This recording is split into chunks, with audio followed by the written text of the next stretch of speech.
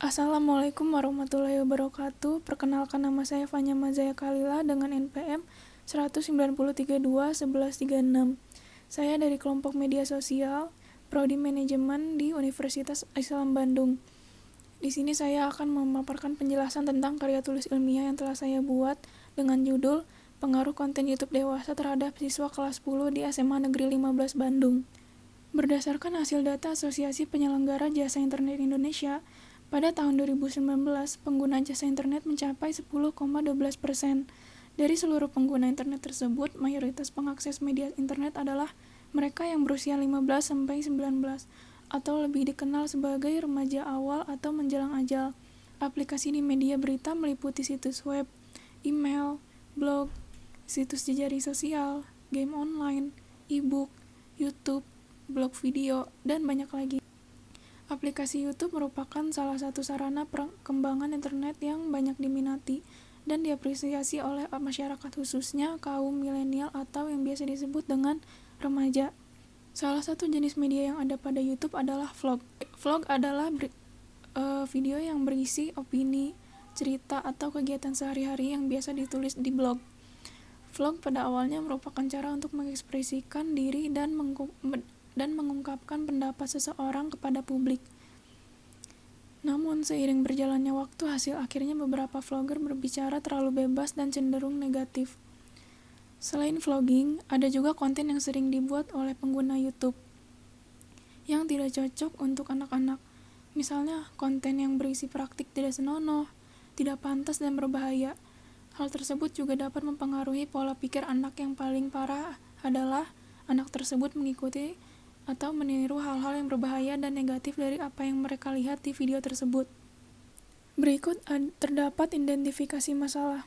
Beberapa identifikasi masalah tersebut adalah: yang pertama, bagaimana cara mencegah pengguna media sosial YouTube menonton konten dewasa. Yang kedua, bagaimana pengaruh konten dewasa yang beredar dalam YouTube terhadap siswa-siswi kelas 10 di SMA Negeri 15 Bandung. Yang ketiga, bagaimana dampak dari konten dewasa terhadap siswa-siswi kelas 10 di SMA Negeri 15 Bandung. Berikut terdapat tujuan dan manfaat penelitian. Yang pertama, terdapat tujuan untuk mengetahui bagaimana pengaruh konten dewasa dalam YouTube terhadap siswa-siswi kelas 10 di SMA Negeri 15 Bandung. Yang kedua, untuk mencari tahu bagaimana cara mencegah anak di bawah umur untuk tidak mengakses atau menonton konten dewasa dalam YouTube. Yang ketiga, untuk mengetahui sejauh mana pengaruh konten dewasa dalam YouTube terhadap siswa kelas 10 di SMA Negeri 15 Bandung. Berikutnya terdapat manfaat dari penelitian. Pertama, ada manfaat teoritis, yaitu menambah kajian ilmu terhadap pengaruh konten dewasa dalam YouTube, dan diharapkan dapat dijadikan sebagai tolak ukur, data empiris, ataupun sebagai sumber informasi tentang pengaruh konten dewasa dalam YouTube terhadap siswa-siswi kelas 10 di SMA Negeri 15 Bandung. Selanjutnya ada manfaat praktis dari penelitian ini. Yang pertama, bagi instansi yang terkait, yaitu memberikan kontribusi bagi sekolah terkait pengaruh konten dewasa dalam YouTube terhadap siswa-siswi kelas 10 di SMA Negeri 15 Bandung, serta penelitian ini merupakan media evaluasi bagi kampus guna memantapkan ilmu yang telah dipelajari. Kedua, bagi peneliti.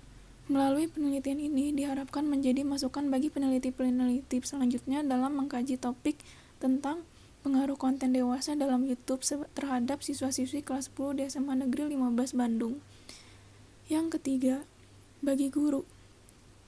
Diharapkan penelitian ini dapat digunakan sebagai sumber untuk mengeksplorasi pengaruh jejaring sosial YouTube terhadap perilaku positif siswa. Melalui studi ini, guru juga harus meminimalkan dan memulihkan efek negatif dari jejaring sosial YouTube dan mendorong siswa untuk lebih bijaksana dalam menggunakan jejaring sosial YouTube.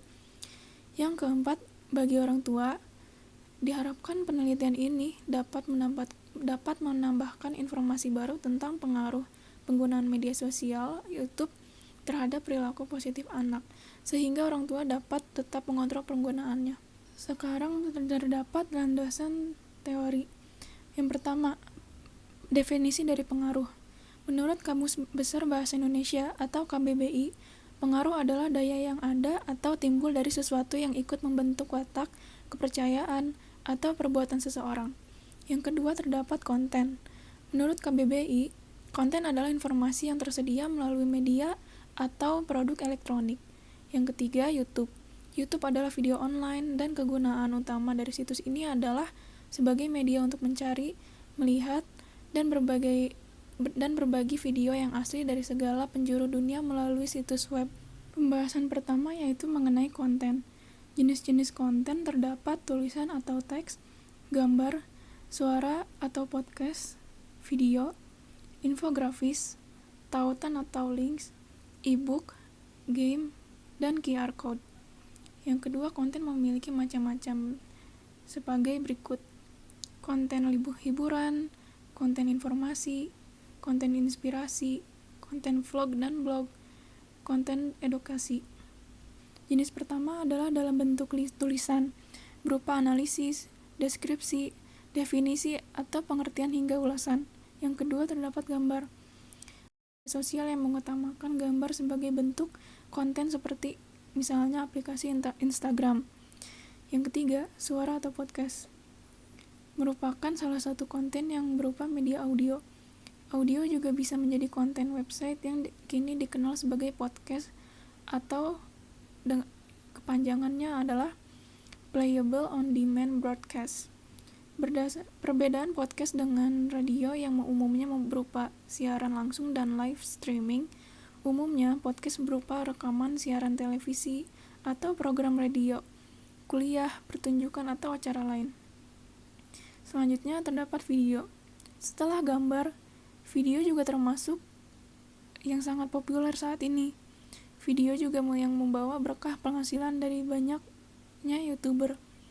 Video adalah rekaman gambar hidup yang awalnya ditayangkan media televisi sekarang. Video bisa diunggah di media sosial seperti Facebook, Twitter, dan khususnya Instagram. Selanjutnya, infografis.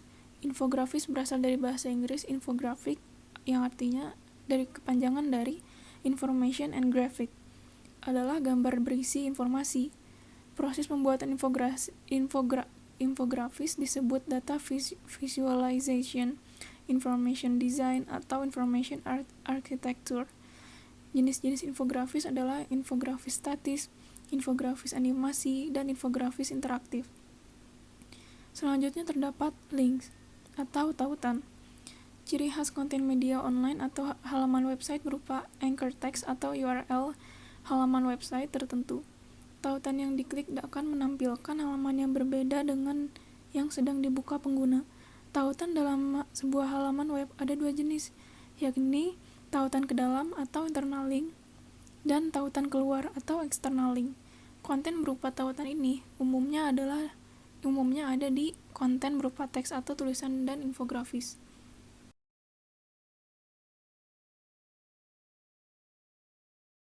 Pembahasan selanjutnya adalah YouTube. YouTube adalah video online, dan kegunaan utama dari situs ini adalah sebagai media untuk mencari, melihat, dan berbagi video yang asli dari segala penjuru dunia melalui suatu web.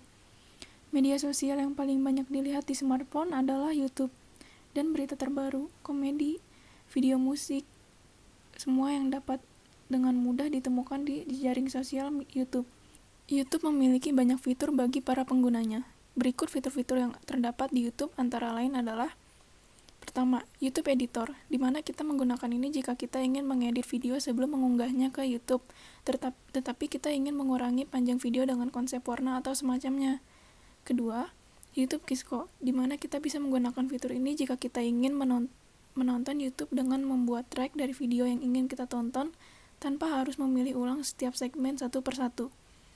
YouTube Live, ketika kita tidak ingin ketinggalan suatu acara di TV, tetapi TV kita rusak, kita bisa menggunakan fitur ini, karena live YouTube ini menyediakan saluran yang menyiarkan acara TV langsung di YouTube. Yang terakhir ada YouTube Charts. Dengan fitur ini, kita dapat mencari video terbaik dengan kualitas tertentu. Bahkan kita bisa melihat video terbaik di minggu ini, bulan ini, bahkan tahun ini. YouTube diciptakan oleh 3 orang mantan karyawan PayPal, atau yang disebut dengan website online komersial, Chad Hurley, Steve Chen, dan Jawed Karim pada Februari 2005. Berikut adalah persentase akses media sosial oleh pengguna internet usia 16 sampai 64 tahun di Indonesia pada tahun 2020. Berdasarkan data di atas, sebanyak 94% pengguna internet berusia 16 sampai 64 tahun di Indonesia mengakses YouTube. Persentase tersebut menjadi yang paling tinggi dibandingkan platform lainnya. Mayoritas responden menggunakan WhatsApp sebesar 87,7%, Instagram yang sebesar 86,6%, dan Facebook 85,5%. Sedangkan hanya 63,6% yang mengakses Twitter, 52,4% menggunakan Facebook Messenger, dan 44,3% menggunakan Line. TikTok, media sosial yang melejit sepanjang tahun 2020, baru digunakan sebanyak 38,7% oleh pengguna internet berusia 16-64 tahun di Indonesia. Persentase ini tidak jauh berbeda dari LinkedIn yang sebesar 39,4% dan Pinterest 35,6%. Dampak dari penggunaan media sosial YouTube bagi siswa. Dampak positif yaitu bisa menjadi sumber belajar bagi siswa, bisa menjadi ajang menuangkan kreativitas siswa, dan bisa menjadi sumber motivasi dan inspirasi.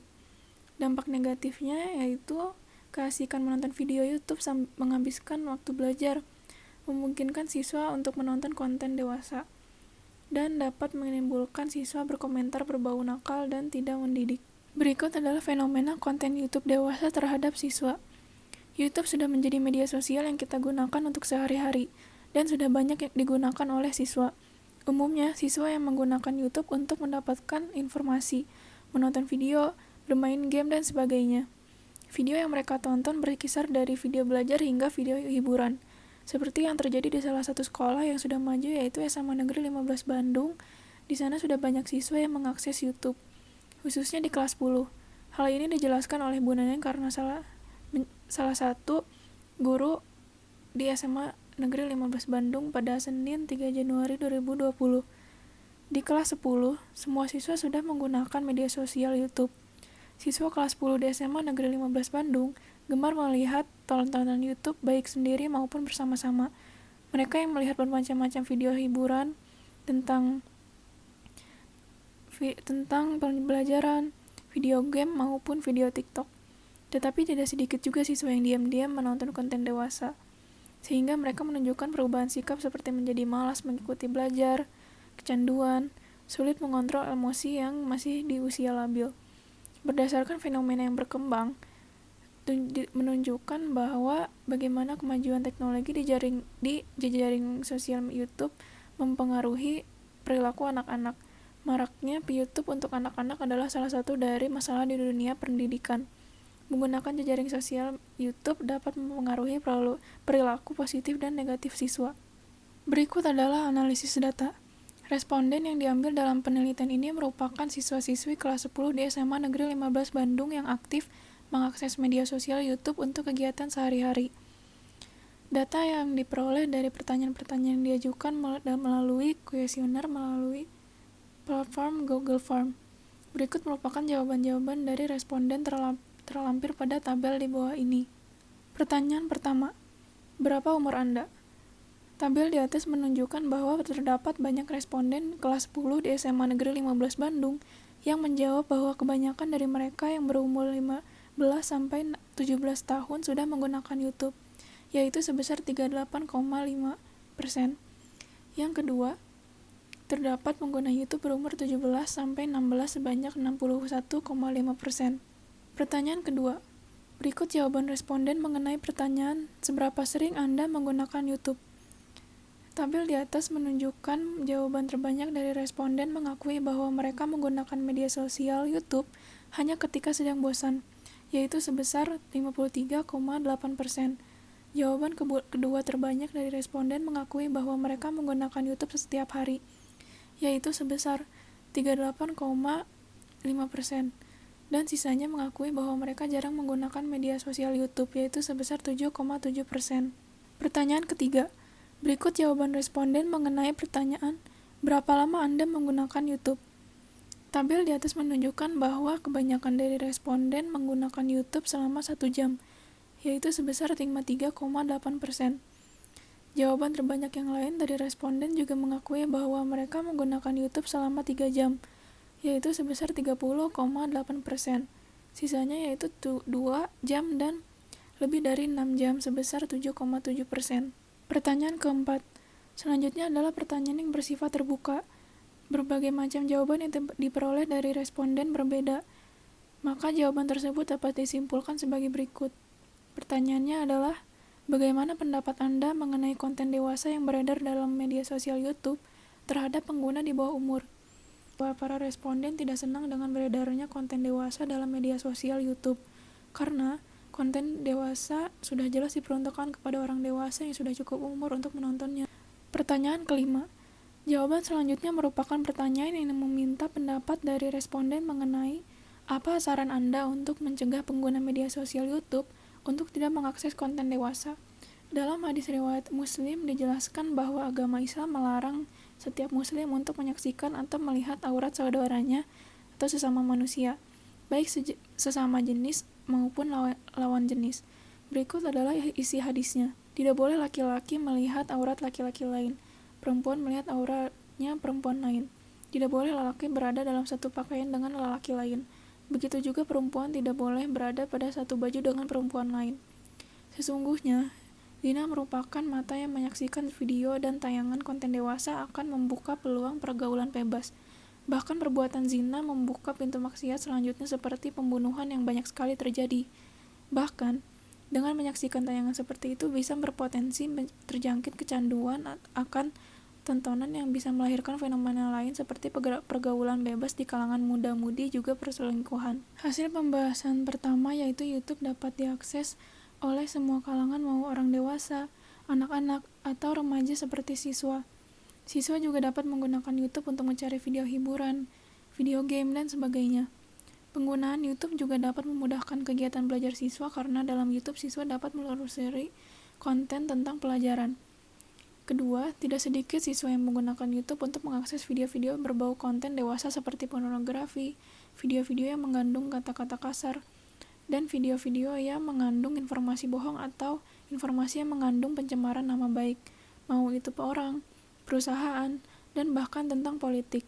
Ketiga, bahayanya konten dewasa bagi kesehatan mental. Konten dewasa dapat menimbulkan siswa menjadi kecanduan sehingga tidak akan bisa lepas dari kebiasaan untuk menonton konten dewasa. Orang tua sudah seharusnya selalu mengawasi anak saat penggunaan YouTube. Kesimpulan yang didapat dari penelitian ini menunjukkan bahwa pengaruh terhadap siswa sekelas 10 di SMA Negeri 15 Bandung bahwa hubungan yang didapat antara konten dewasa dan siswa kuat dan juga positif. Dan bagi siswa yang masih di bawah umur harus lebih hati-hati dalam saat menggunakan media sosial YouTube. Karena konten dewasa bisa saja secara tidak sengaja muncul melalui iklan, gambar, dan bahkan pada kolom komentar. Orang tua siswa juga perlu mendampingi siswa saat menggunakan YouTube dan mengingatkan kepada anak jika menurutnya konten yang ditonton anak sudah tidak benar. Orang tua juga perlu mengingatkan kepada anak untuk tidak menggunakan media sosial YouTube berlebihan agar tidak lupa dengan tugas sekolahnya. Dari hasil analisis data mengenai pengaruh konten YouTube dewasa terhadap siswa kelas 10 di SMA Negeri 15 Bandung, maka saran-saran yang dapat diberikan sebagai berikut adalah: yang pertama, bagi sekolah, sebagai kontribusi untuk memberikan bimbingan dan pengawasan kepada siswa tentang penggunaan jejaring sosial YouTube agar siswa dapat lebih bijak dalam menyerap informasi agar kondisi kesehatan mental positif siswa dalam kehidupan sehari-hari meningkat. Kedua, bagi siswa, merupakan masukan agar dapat memanfaatkan kemajuan ilmu pengetahuan dan teknologi secara bijak dan meningkatkan kesehatan mental positif dalam kehidupan sehari-hari.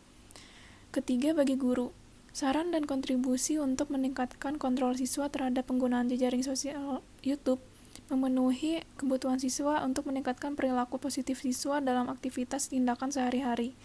Bagi peneliti, penggunaan media sosial YouTube yang beragam disarankan kepada peneliti lain di bidang pendidikan, tidak hanya jejaring sosial YouTube saja siswa sebagai acuan perilaku positif siswa, tetapi juga faktor lainnya. Bagi peneliti selanjutnya, diharapkan dapat mengemukakan atau mengungkapkan hal-hal yang belum tercantum dalam penelitian ini, sehingga penelitian selanjutnya akan lebih lengkap dan mengembangkan penelitian dengan media-media lain serta dipengaruhkan ke hal-hal yang berbeda. Sekian penjelasan karya tulis ilmiah yang telah saya buat. Mohon maaf bila ada kesalahan atau kekurangan. Terima kasih atas perhatiannya. Assalamualaikum warahmatullahi wabarakatuh.